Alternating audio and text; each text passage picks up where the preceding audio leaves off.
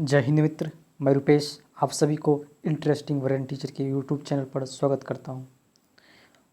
मैंने पहले क्लास में आप लोगों को अफवाह तंत्र के बारे में बताए थे। अफवाह तंत्र क्या होता है और बिहार में जो अफवाह तंत्र के जो ड्रैगन सिस्टम का जो पैटर्न है, कैसे मतलब कौन कौन से नदियाँ बहती है ना। इसमें उत्तर बिहार में जो नदियाँ प्रमुख नदियाँ हैं इसके बारे में हमने जिक्र कर चुका था। फिर से हम एक बार रिवीजन कर लेते हैं। उत्तर बिहार में कौन कौन सी नदियाँ बहते हैं फास्ट कर लेते हैं। चलिए, गंगा, घाघरा, गंडक, बूढ़ी गंडक, ये आपका हो गया बागमती, कोसी, मेची, बिलान, है ना, महानंदा। ये सारी जो नदियाँ हैं, ये सारी नदियाँ उत्तर बिहार की जो नदियाँ हैं या कि गंगा में मिलती है, ये उत्तर बिहार में बहती है ये सारी नदियाँ। उसके बाद हम देख लेते हैं दक्षिण बिहार में कौन कौन सी नदियाँ जो है प्रवाहित होती है। ये है कर्मनाशा, दिख रहा कर्मनाशा, सोन, पुनपुन, फल्गु, है ना, सकरी, क्यूल, बडवा। ये सारी जो नदियां हैं ये दक्षिण बिहार में प्रवाहित होती है नदियां। निरंजना और मोहना जो है यहाँ आके गया में मिल जाती है, वहाँ से फल्गु नदी बन जाती है। तो हम आज चलते हैं, देखते हैं आगे हम दक्षिण बिहार में प्रवाहित होने वाली प्रमुख नदियाँ। क्यों जो लोग पहले वाले वीडियो नहीं देखे हैं वो लोग ज़रूर देख लें। आप लोग समझ जाइए कि जो है सारे डाउट आपका क्लियर हो जाएगा कि नॉर्थ बिहार में कौन कौन सी नदियाँ बहती है। तो पहला वीडियो जो नहीं देखें वो ज़रूर देखें। तो हम चलते हैं दक्षिण बिहार की जो प्रमुख नदियाँ हैं उसके बारे में हम चर्चा करते हैं। सबसे पहले दक्षिण बिहार की नदियों में है सोन नदी। सोन नदी जो है दक्षिण बिहार की सबसे प्रमुख नदी है। इसका जो उद्गम जो होता है सोन नदी का, एक अमरकंटक की एक मैकाल श्रेणी की पहाड़ी है, वहाँ से होता है, अमरकंटक के पठार से होता है। यह नदी भ्रंश घाटी से प्रवाहित होते हुए जो है मध्य प्रदेश, उत्तर प्रदेश तथा झारखंड राज्यों से होकर बिहार के रोहतास ज़िले में, बिहार के ज़िला जो रोहतास है उसमें यह प्रवेश कर जाती है। ये जो सोन नदी की कुल लंबाई जो है यह है 784 किलोमीटर, परंतु बिहार में जो प्रवाहित होती है वो केवल 202 किलोमीटर है। बिहार में कितना है? 202 किलोमीटर है सोन नदी की लंबाई। सोन नदी जो है पटना के निकट जो है मनेर में गंगा नदी में आके मिल जाती है। कहाँ पर मिलती है? मनेर में, पटना के निकट गंगा में आके मिल जाती है। इसकी प्रमुख सहायक नदियाँ जो है, सोन की जो प्रमुख सहायक नदियाँ हैं, गोपद है, रिहंद है, कनहर है, उत्तरी कोयल है आदि, ये सब क्या है? सोन नदी की प्रमुख सहायक नदी है। और दक्षिण पश्चिम बिहार में जो है प्रमुख सिंचाई योजना जो है डेहरी बांध निर्माण इसी नदी पर किया गया, सोन नदी पर ही किया गया। डेहरी बांध जो है परियोजना जो है, यह जो इस दक्षिण पश्चिम बिहार की सिंचाई के लिए जो बनाया गया था डेहरी बांध परियोजना, इस सोन नदी पर ही किया गया है। ठीक, आगे नेक्स्ट हम नदी देखते हैं पुनपुन। कौन सी नदी? पुनपुन नदी। पुनपुन नदी का जो उद्गम है ये झारखंड के पलामू जिले में होता है। कहाँ से? झारखंड जिले जो है झारखंड के पलामू जिले से होता है। यह बिहार के जो गया जिला में प्रवेश करता है। उसके पश्चात ये जो है औरंगाबाद, अरवल तथा पटना तक ये प्रभावित होती है। ठीक, कहाँ तक है? कौन कौन से जिला? गया में जैसे ही घुसती है उसके बाद अरवल, औरंगाबाद, उसके बाद अरवल, उसके बाद पटना तक ये आती है। पटना में ये नदी जो है आके गंगा में आके मिल जाती है पुनपुन के पास। ये नदी जो है गंगा के समांतर प्रवाहित होती है। पटना की जो फतवा पुनपुन जो है वहाँ पे आके जो ये गंगा नदी में आके मिल जाती है।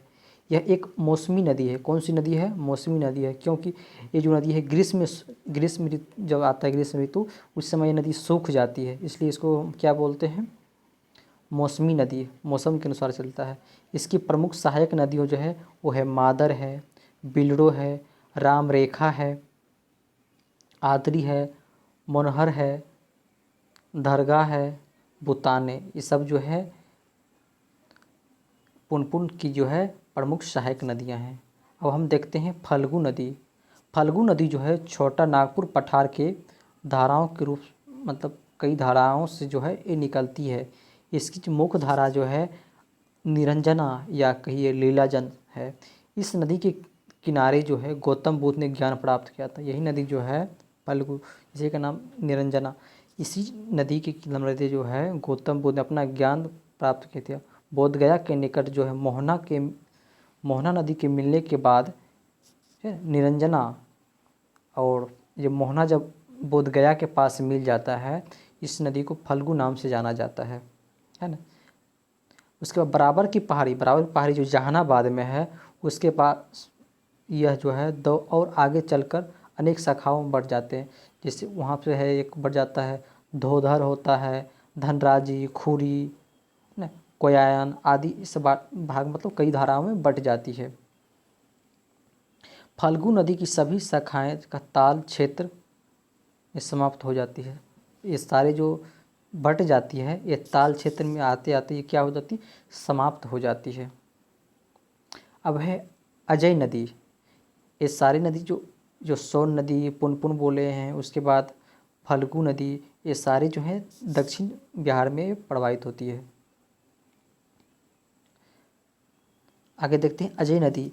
अजय नदी जो है बिहार के जमुई जिले मतलब जमुई जिले के चकाई के बटपार नामक एक स्थान से निकलती है। चकाई के कहाँ से?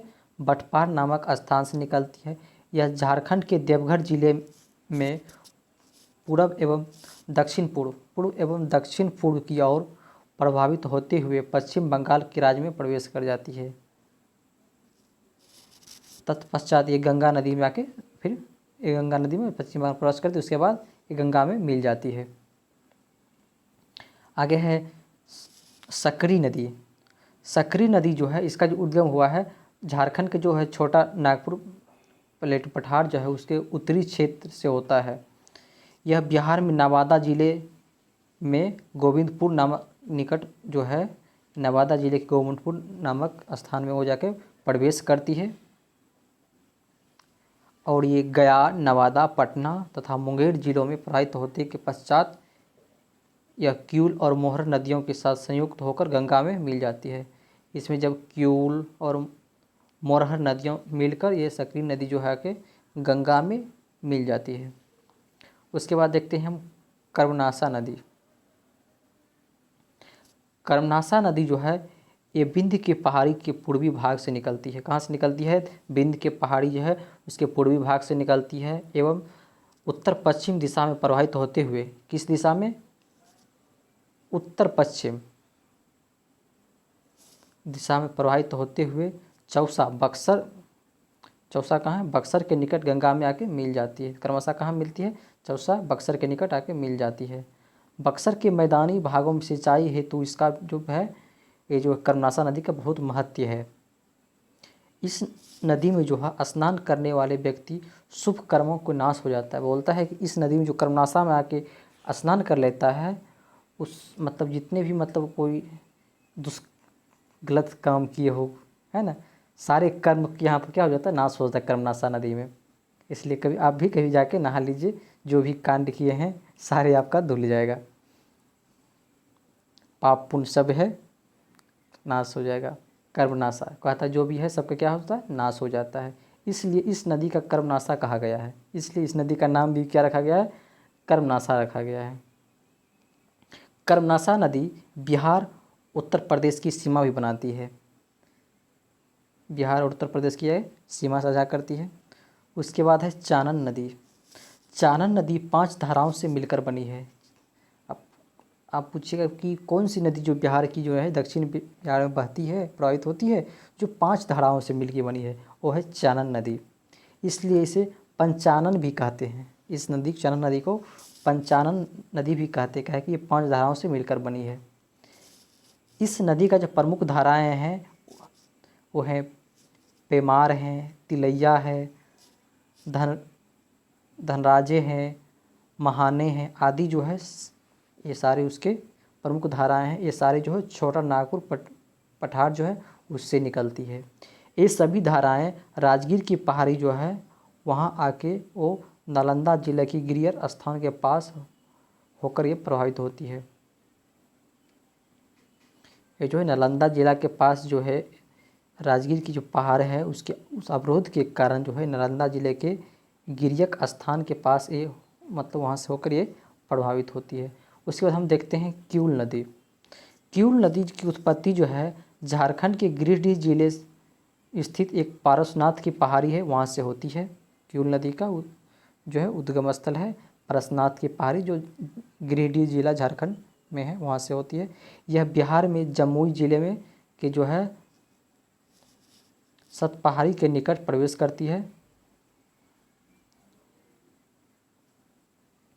ये जमुई जिला में आके एक किऊल नदी जो है सतपहाड़ी के निकट ये बिहार में प्रवेश करती है। इसकी जो प्रमुख सहायक नदी है वो है अंजन है, हरोहर है, बरनर है। ठीक, यह जो है सूर्यगढ़ लखीसराय के निकट मतलब सूर्यगढ़ जो है एक लखीसराय का है स्थान है, वो लखीसराय के निकट लखीसराय जो जिला है उसके निकट एक नदी जाके गंगा नदी में मिल जाती है किऊल नदी। अब पूछे किऊल नदी कहाँ मिलती है? सूरजगढ़ लखीसराय में गंगा में जाके मिल जाती है।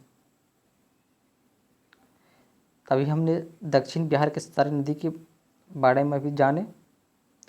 अब एक बार फिर से हम देख लेते हैं कि बिहार में जो जो प्रमुख नदियाँ बहती है उसका जो है कितना जलग्रहण क्षेत्र है और उसकी लंबाई कितना है। एक बार फिर से हम रिवाइज करते हैं। चलिए, सबसे पहले हम देखते हैं गंगा नदी।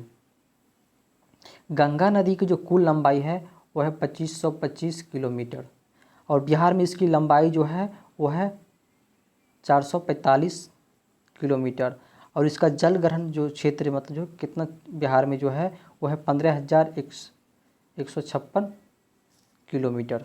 उसके गंडक नदी की कुल लंबाई है 630 किलोमीटर। ये बिहार में इसकी कुल लंबाई है 260 और इसका जल ग्रहण क्षेत्र जो है 4,188 किलोमीटर। आगे है बूढ़ी घाघरा नदी की जो कुल लंबाई है वो है 1080 किलोमीटर। कितना है? 1080 किलोमीटर। बिहार में इसकी जो कुल लंबाई है वो 83 किलोमीटर है और इसका जल ग्रहण जो क्षेत्र है 2995 किलोमीटर। आगे बूढ़ी गंडक की जो कुल लंबाई है 320। कितना है? 320 है और इसका बिहार में भी कुल लंबाई कितना है? 320 ही है और इसका जल ग्रहण जो क्षेत्र है वो है 9601 किलोमीटर। कमला नदी पहले बागमती नदी जो है इसकी लंबाई जो है 597 किलोमीटर है। यह इसकी जो बिहार में कुल लंबाई है 394 है और इसका जल ग्रहण जो क्षेत्र है 6500 है। कमला नदी की जो कुल लंबाई है वो 328 किलोमीटर। बिहार में जिसकी कुल लंबाई है 120 है और इसका जल ग्रहण क्षेत्र है 4488 किलोमीटर। कोसी नदी की कुल लंबाई है 720 है। बिहार में इसकी कुल लंबाई जो है 260 वर्ग किलोमीटर है और इसका जल ग्रहण क्षेत्र जो है 11410। आगे है महानंदा नदी की जो कुल लंबाई है वो है 360। इसकी जो बिहार में कुल लंबाई जो है 324 है और इसका जल ग्रहण क्षेत्र जो है 6150 है। सोन नदी की कुल लंबाई है 784 और इसके बिहार में कुल लंबाई जो है 202 है और इसका जल ग्रहण क्षेत्र जो है 15,820 किलोमीटर। पुनपुन नदी की जो है 200 किलोमीटर। कर्मनाशक 192, फाल्गु नदी 335 और अजय नदी 288 किलोमीटर, सारे किलोमीटर में है।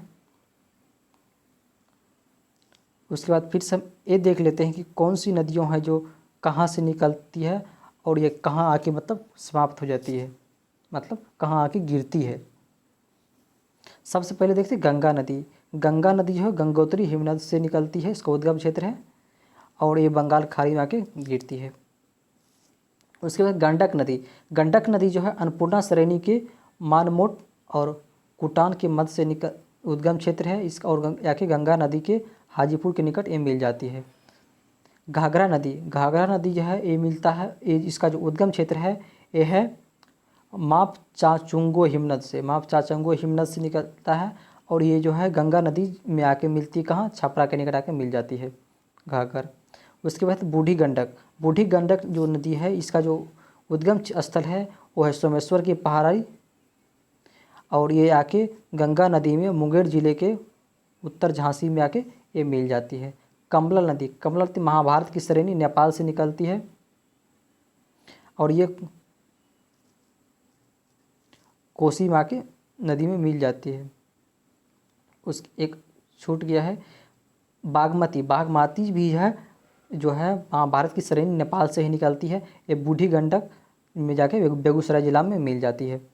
उसके कोसी नदी, कोसी नदी जो है गोसाईनाथ की चोटी से निकलती है।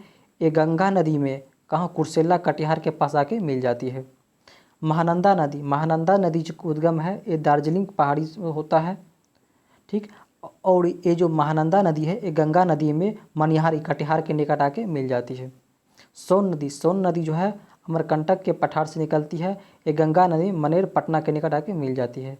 पुनपुन नदी, पुनपुन नदी है छोटा नागपुर के पठार पलामू से निकलती है और ये गंगा नदी में फटुहा पटना के आके मिल जाती है। उसके बाद कर्मनाशा, कर्मनाशा जो विंध्य पहाड़ी से निकलती है और ये गंगा नदी में चौसा बक्सर का आके मिल जाती है। उसके बाद है फल्गु नदी, फल्गु नदी जो है छोटा नागपुर प्लेटू से निकलती है और ये ताल क्षेत्र में जाके समाप्त हो जाती है। उसके अजय नदी, अजय नदी है बटपार जमुई से निकलती है। ये गंगा नदी में जो नदी में मिल जाती है कहाँ आगे, पश्चिम बंगाल में मिल जाती है।